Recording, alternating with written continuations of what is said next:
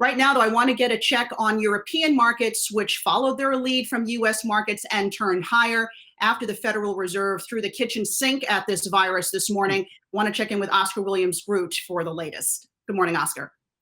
Thanks, Alexis. Well, it's been an incredibly volatile session here in Europe. First of all, we had major indices down as much as 4% when we opened up. After just in the last hour or so, as you said, after the Fed announced this raft of measures to support the US economy, we've seen that a huge amount of volatility. First of all, the DAX and the CAC 40 were up as much as 1%.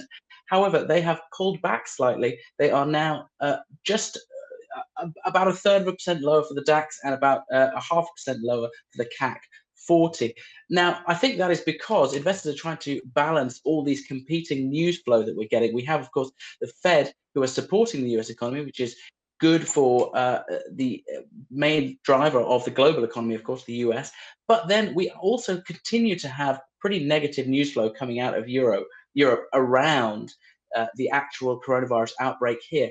Spain, for example, reported a 26% rise in total deaths in just the last 24 hours, 450 new deaths in the last day. So clearly we have a lot more work to go here to bring this under control. And as most analysts and investors are saying, really that is the main driver right now for all assets, is where is the bottom for the pandemic? When are we going to get a handle on it? Truly, truly tragic numbers, Oscar. I know that Shell in the oil space is trying to conserve cash right now. What are they saying? Definitely, that's a big narrative that we're also seeing for corporates around the world, is hoarding as much cash as they can so that they can ride out whatever is coming in the future. It's particularly pertinent for the likes of Shell because, of course, we've got this oil price war going on between Saudi Arabia and Russia that has seen the price of oil fall 60% since the start of the year. Shell said today that they were taking a range of measures that would together keep $10 billion in the business. They're cutting operating costs by $4 billion. They are cutting back on spending plans to the tune of $5 billion. And they are axing a share buyback plan that was worth $1 billion. So a range of actions here.